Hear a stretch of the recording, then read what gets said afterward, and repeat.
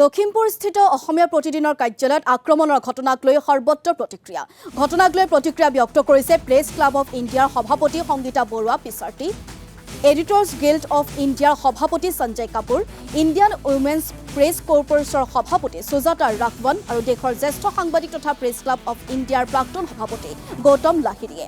অসমত আগতে এনেদৰেই মুখ্যমন্ত্ৰী এজনে সংবাদ প্ৰতিষ্ঠানক ভাবুকি দিয়া আৰু দুৰ্বৃত্তই সংবাদ গোষ্ঠীৰ কাৰ্যালয় আক্ৰমণ কৰাৰ ঘটনা দেখা নাছিলো বুলি প্ৰতিক্ৰিয়া ব্যক্ত কৰিছে সংগীতা বৰুৱা পিছাৰ্টিয়ে।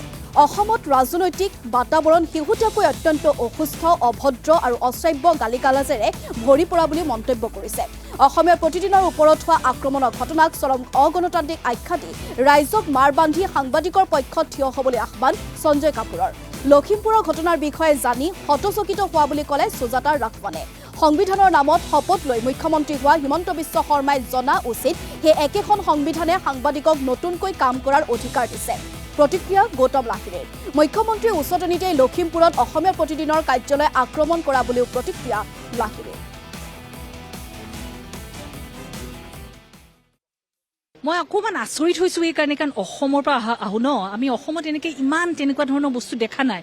আৰু এটা চবতকৈ কথা মোৰ ওচৰত এই আহি পৰিছেহি, এইটো যে মানে ভাবিবলগীয়া কথা এইটো হৈছে যে চিফ মিনিষ্টাৰে যিটো কথা কৈছে, তেওঁ এতিয়াও পাৱাৰত আছে।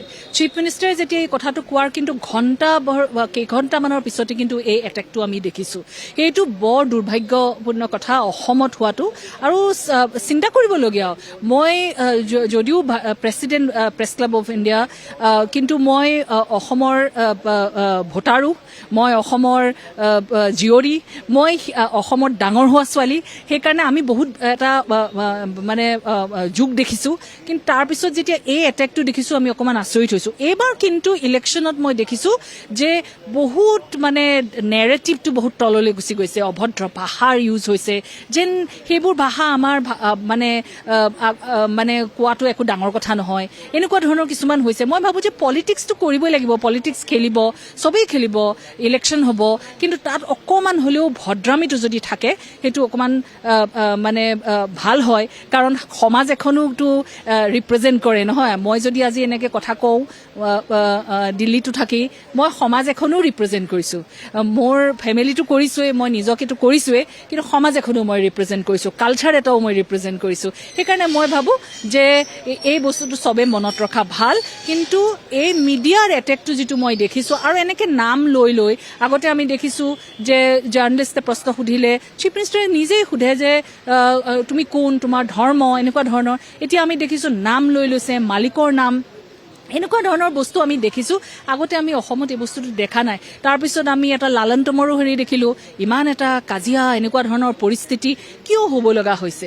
মোৰ হিচাপত যদি চিফ মিনিষ্টাৰে জিকিবই, ইলেকশ্যনটো জিকিবই, তে তেওঁ অকণমান মানে এতিয়া ৱেলকামহে কৰিব লাগে কথাখিনি। মানুহে যদি ভালকৈ কৈছে বা কিবা প্ৰশ্ন সুধিছে তাৰ জবাব দিব লাগে ন। কিন্তু কিয় ইমান ভয় খুৱাই বা ভয় খোৱা মানুহৰ নিচিনাকৈ বিহেভ কৰিছে, এইটো মই অকণমান আচৰিত হৈছে মোৰ দেখি শুনি পেলাই। আৰু আমি কোনো পধ্যে ভায়োলেন্স ছাপোৰ্ট কৰিব নোৱাৰোঁ, মিডিয়া হাউচত হোৱা ভায়োলেন্সো ছাপোৰ্ট কৰিব নোৱাৰোঁ, আৰু কোনোবা মিলিটেন্সি কৰিলেও আমি এই আমাৰ নৰ্থ ইষ্টত আমি ছাপোৰ্ট কৰিব নোৱাৰোঁ। तो हम लोग जो फ्रीडम ऑफ द प्रेस है और किस तरह से वो फियरलेसली अपनी बात रखें और बातों को उजागर करें, होल्डिंग पावर टू अकाउंटेबल, इसमें हम पूरी तरह बिलीव करते हैं, इसलिए मैं इधर आई हूँ। तो ये बात सुन के मुझे शौक लगा, पर इसके बारे में मेरे को इतना छानबीन करके ही पता चलेगा क्या है।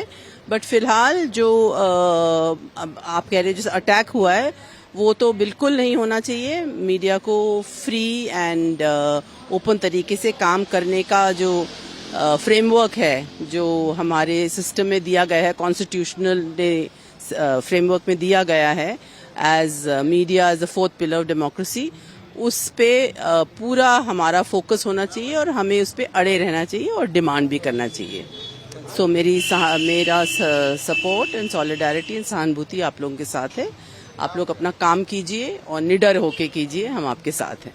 This is totally undesirable. This should not happen like this. It's a democracy. Rights of the journalists should be protected as rights of the citizens. And this is a very disturbing trend. I learned that Priti Din had been threatened like this. This is totally undesirable. It should not happen. and there is a reason for all citizens to fight back. Asamiya প্রতিদিন অফিসে হামলা হয়েছে এবং মুখ্যমন্ত্রী নিজে এই হামলাকে তিনি উস্কানি দিয়েছেন। কোনো কারণে তার সংবাদ পছন্দ নাও হতে পারে, সব সংবাদ পছন্দের না হলেই আজকে যে যেখানে শাসক দল তারা সবথেকে প্রথম তার আক্রমণ করে থাকে মিডিয়াকে। এইটা আমরা প্রেস ক্লাব অফ ইন্ডিয়ার পক্ষ থেকে তীব্র নিন্দা জানাই এবং আমার মনে হয় যদি কোনো ক্ষতি হয়ে থাকে সেই সংবাদ মাধ্যমের গণমাধ্যমের তার উপযুক্ত ক্ষতিপূরণ সরকারের দায়িত্ব নেওয়া উচিত। দোষী যারা তাদের গ্রেপ্তার করে দৃষ্টান্তমূলক শাস্তি দেওয়া উচিত। এটা যদি না করে, এটা যেন না ভাবেন যে এটা আসামের একটা কাগজ, এটা মিডিয়ার আমরা স্বাধীনতায় বিশ্বাস করি, যেটা ভারতের সংবিধানে লেখা আছে।